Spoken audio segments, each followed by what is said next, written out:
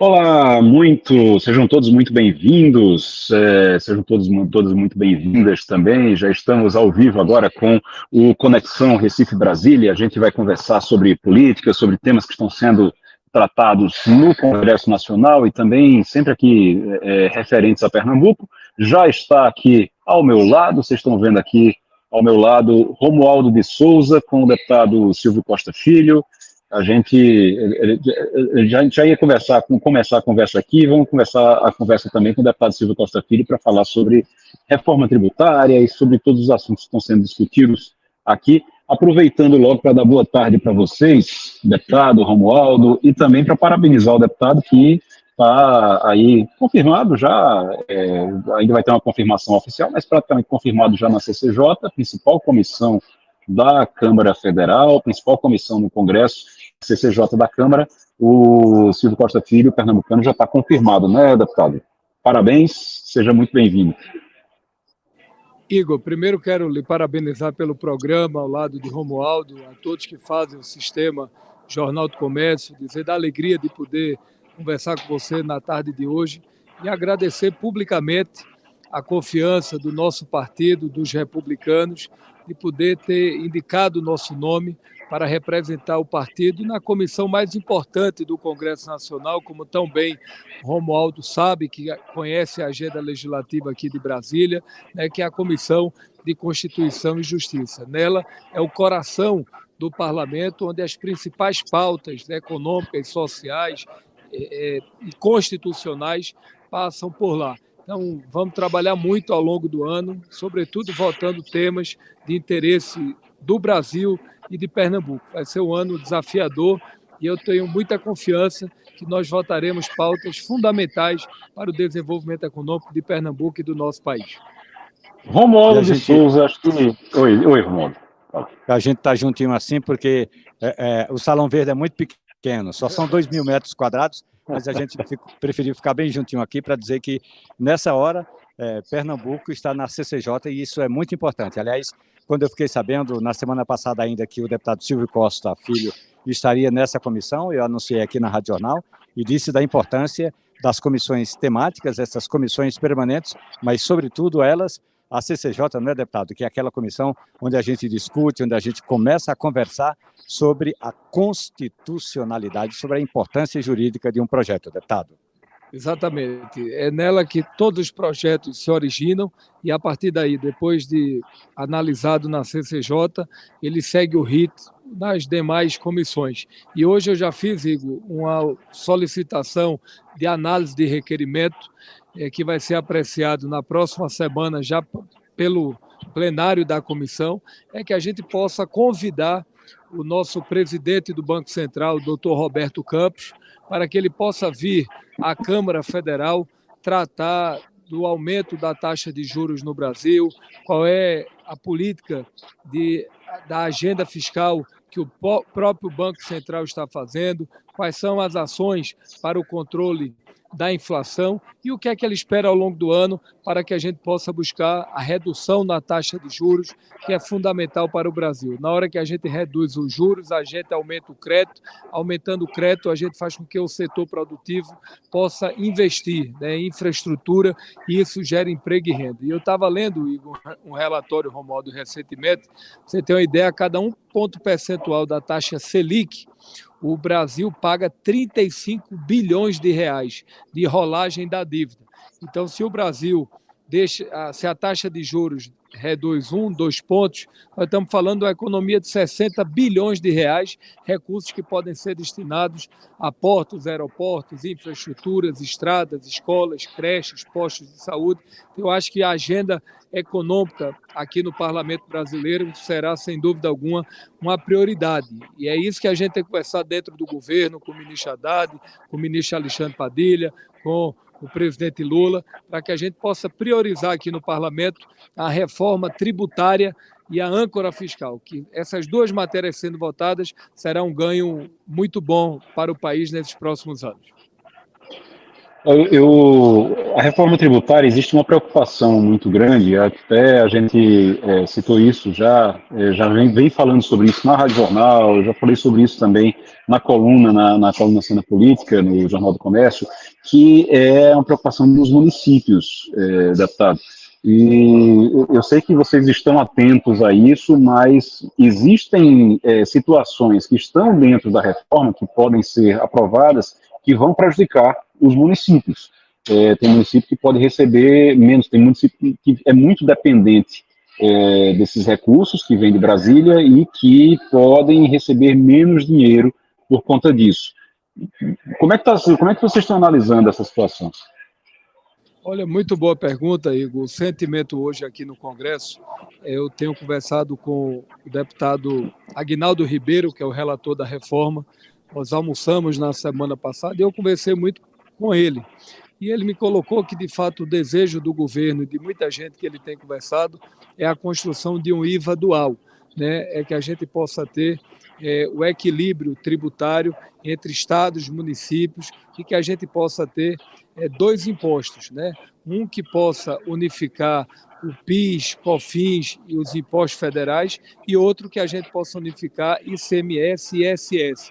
O que está se desenhando é como se dará esse modelo de arrecadação tributária para que o setor de serviços, né, o ISS, ele não tenha prejuízo e as cidades sejam afetadas por conta de perda de arrecadação.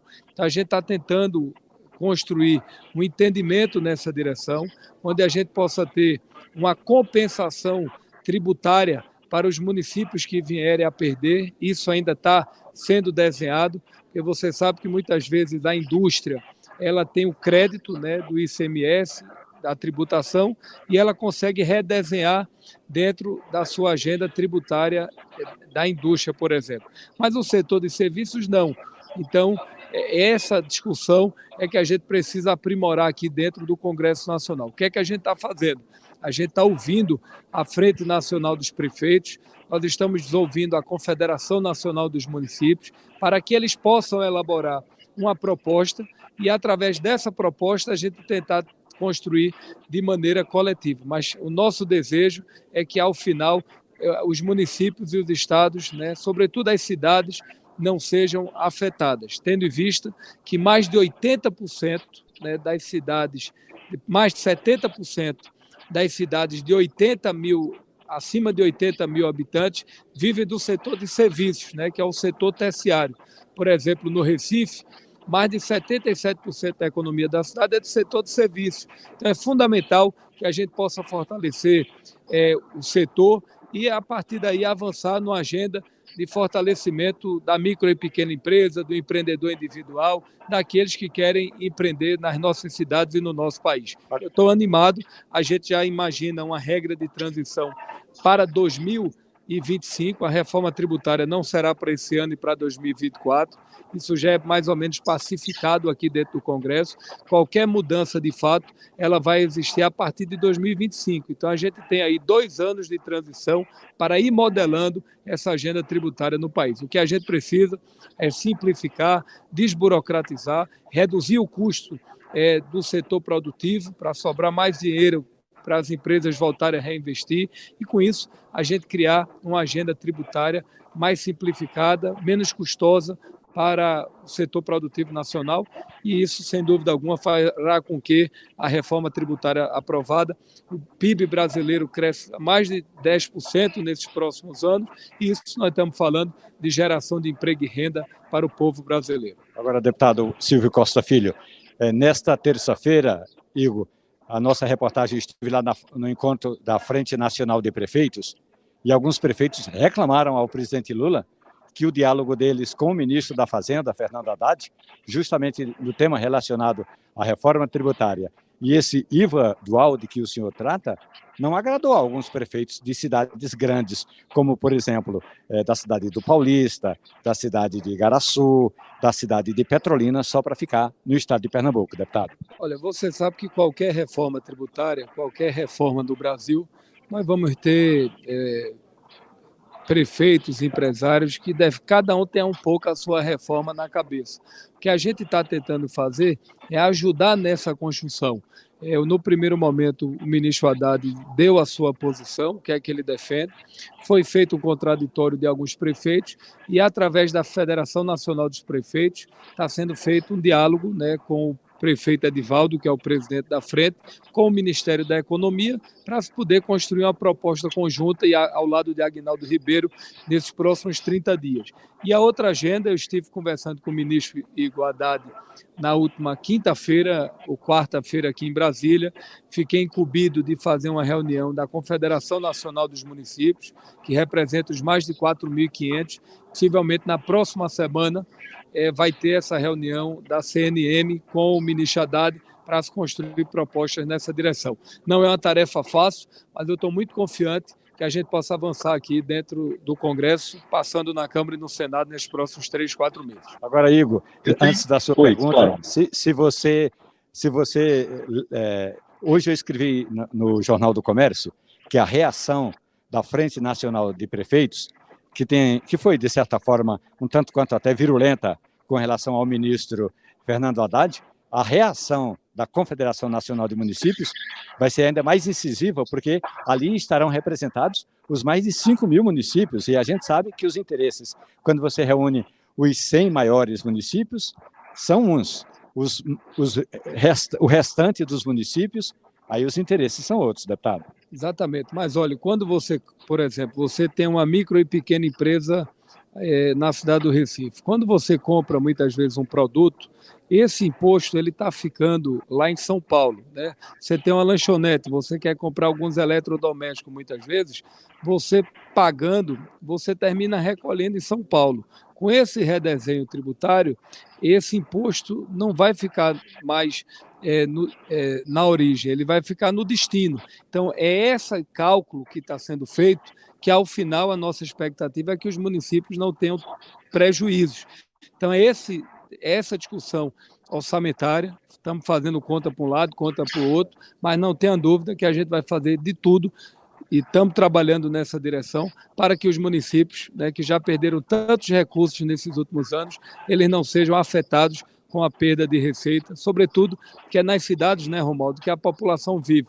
É onde nós temos o nosso problema de creche, Igor, a falta de um saneamento, a falta de uma praça recuperada, a falta de um posto de saúde que funcione, né? É um calçamento que não é feito. Então, o futuro do Brasil ele não está aqui em Brasília apenas, ele está nas cidades, até porque são nas cidades que a nossa população e que todos nós vivemos. Então, por isso, a gente precisa fortalecer os municípios de Pernambuco e do Brasil.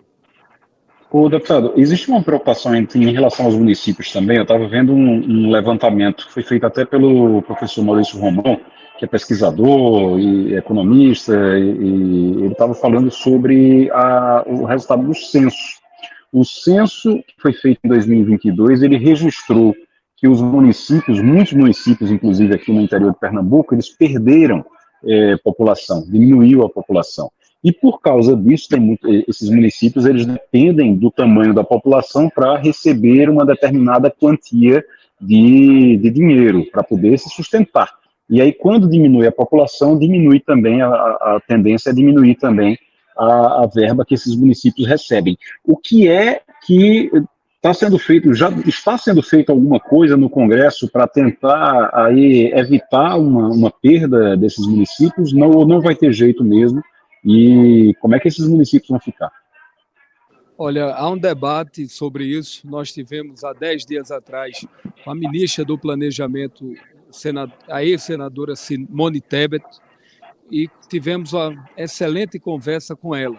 Esse ano, pacificado dentro do governo, e até por decisão do Supremo Tribunal Federal, não haverá prejuízo para as cidades, ou seja, não haverá redução das receitas. O que está sendo solicitado é que o IBGE ele possa fazer uma reanálise dos seus números, até porque houve muitos questionamentos, né, desses estudos que foram feitos, né, nessa pesquisa de campo. Então, muitos questionamentos foram feitos e o próprio IBGE, de fato, vai começar a reanalisar alguns municípios que dizem que tem a população e o IBGE diz que não tem. Então, é essa reanálise que já está autorizado e tende a ser feito ao longo do ano, Igor. E outro ponto importante em relação à questão que é fundamental é que os municípios também, teve município que aumentou a população, mas esses municípios esse ano não terão aumento de arrecadação. Então, houve uma solidariedade. Então, por enquanto, o processo está sobrestado. Uma nova reanálise será feita no IBGE para que, ao final do ano, a gente tenha um novo redesenho para 2024 e, a partir daí, a gente possa ter esse encontro de contas, como diz no ditado popular. Mas nós estamos agindo fortemente aqui ao lado da ministra Simone Tebet, do ministro Padilha e da pauta municipalista aqui dentro do Congresso Nacional. Agora, Igor, você ainda tem algum assunto sobre reforma tributária? Eu queria tocar num ponto político. Como é que a gente está de tempo aí, Igor? Não, tá tranquilo. Eu quero falar sobre a escola de sargento também, daqui a pouquinho. Então, exato. Entra aí no seu tema, que depois a gente vai falar sobre a escola de sargento. Não, eu ia falar exatamente sobre esse tema. Deputado, ontem então, vamos lá. Teve aquela reunião da bancada pernambucana com o ministro Zé Múcio Monteiro e o comandante do Exército, o general Tomás, e a ideia era exatamente para falar sobre a escola de sargento. A reunião tinha que acontecer um mês atrás, ela foi adiada por causa da agenda da governadora, e aí ontem chegou a bancada, mas não chegou a governadora. Exatamente. Ontem o ministro José Múcio fez uma excelente reunião com toda a bancada de deputados federais, até porque, Romualdo, você teve a oportunidade de conhecer bem o projeto, né? Igor também, quando foi apresentado lá atrás. E essa escola de sargento, nós estamos falando de um grande empreendimento que vai ficar no coração da região metropolitana, entre Paudalho e Camaragibe. Investimento, essa escola de sargento, na ordem de quase 1,7 bilhão de reais, né? Chega a quase 2 bilhões de reais, investimentos que vão gerar mais de 28 mil empregos diretos e indiretos. Isso, sem dúvida alguma, vai ser fundamental para o desenvolvimento da região metropolitana do Recife. Então, toda a bancada de deputado federal, independente de ser de esquerda, de direita, de centro, está empenhada na construção dessa escola. Esse ano, Igor, não sei se vocês têm essa informação, já destinamos 16 milhões de reais de contrapartida, né? E é preciso que o governo do estado possa dar o seu apoio. Para você ter uma ideia, em 8, 10 anos, o governo do estado ele precisa doar 100 milhões de reais para esse projeto, é muito pouco. A gente observa que só uma desapropriação que a governadora Raquel fez no Americano Batista, me parece, passou de 50 milhões de reais uma desapropriação, né? Então, 100 milhões de reais para o estado de Pernambuco não é nada. Eu lamentei, não só eu, mas toda a bancada de federal, de senadores, a falta da governadora Raquel Lira, né? E infelizmente não tivemos nenhum representante do governo do estado. O que nós fizemos, solicitamos ao ministro José Múcio, Igor, que pudesse mais uma vez convidar a governadora, que a gente pudesse fazer uma reunião no próprio Palácio do Campo das Princesas com ela e com a sua equipe, porque isso será um ativo de Pernambuco e um ativo fundamental para o Nordeste. Deputado, só confirme para a gente qual o valor da contrapartida. Tem uma contrapartida que o governo do estado tem que arcar com essa contrapartida. E qual o valor? Aproximadamente 120 milhões de reais em 6, 8 anos. É muito pouco para o estado de Pernambuco, uma contrapartida dessa, que não chega a quase 5%, né, do montante de 100%, o estado tem que arcar com aproximadamente 4,5%, 5%. Então é muito pouco para um VGV, para um projeto tão vultuoso como esse, né? E isso vai canalizar muita gente de todo o Brasil que vai para lá, vai movimentar bares, restaurantes, universidades, movimentar a cadeia do turismo. Então é preciso que a governadora Raquel, né, que eu me coloquei à sua disposição, Igor, desde o primeiro momento para ajudar Pernambuco, ela como governadora possa liderar isso, possa vir ao governo federal e fazer uma agenda com os deputados federais que querem de fato ajudar Pernambuco. Deputado, eu sei que o senhor vai sair correndo para uma reunião agora. Romualdo, não sei se o Romualdo está com. Não sei se o Romualdo está ainda com mais alguma pergunta, Romualdo? Eu tenho uma pergunta, deputado, que é com relação ao seu partido, o Republicanos. O Republicanos colocou o senhor na Comissão de Constituição e Justiça, mas aí a gente sabe que uma coisa é o Silvio Costa Filho, Republicanos, lá na CCJ. Mas e quando tiver uma votação aqui no plenário da Câmara dos Deputados? O Republicanos vai ser um partido a favor do governo do presidente Lula, de oposição a Lula, ou vai ficar, como a gente diz, vai para onde foi importante a votação? Olha, eu tenho conversado muito com o presidente Marcos Pereira, que tem um bom diálogo com a esquerda. Nós estamos trabalhando para cada vez mais, Romualdo, nós dialogarmos com o governo do presidente Lula. Todos sabem, desde o primeiro momento, Igor, da minha posição de apoiar o presidente, né? Que tenho muita confiança que venha fazer um bonito trabalho no Brasil e vai ajudar muito o estado de Pernambuco. E todos sabem da nossa posição e desejo de ajudar na governabilidade. Pensando nisso, desde o primeiro momento, ao lado do deputado líder, amigo Hugo Mota, nós estamos conversando com a bancada e hoje dos 42, nós já temos mais de 22 a 25 parlamentares, mais de 25 parlamentares que querem ajudar na governabilidade. Quando eu falo ajudar na governabilidade, é votar em pautas importantes para o governo, cruciais na minha avaliação, como a reforma tributária, como a âncora fiscal. E se fato, ao final, forem boas propostas, né, como está sendo construído, eu não tenho dúvida que pode contar até com o apoio integral da bancada. Agora, tem pautas mais sensíveis que aí, na hora certa, o partido vai avaliar algumas pautas em relação à questão das minorias, né? Tem algumas pautas mais sensíveis, como revogar, né, algumas privatizações.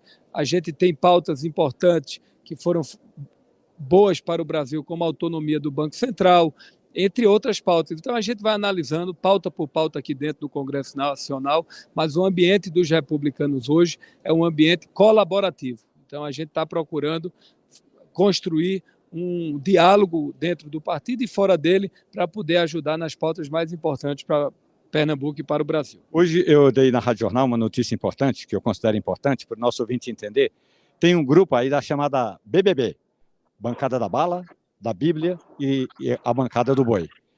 Essas três bancadas se juntaram para montar a CPI do MST destinada a investigar o movimento dos sem terra.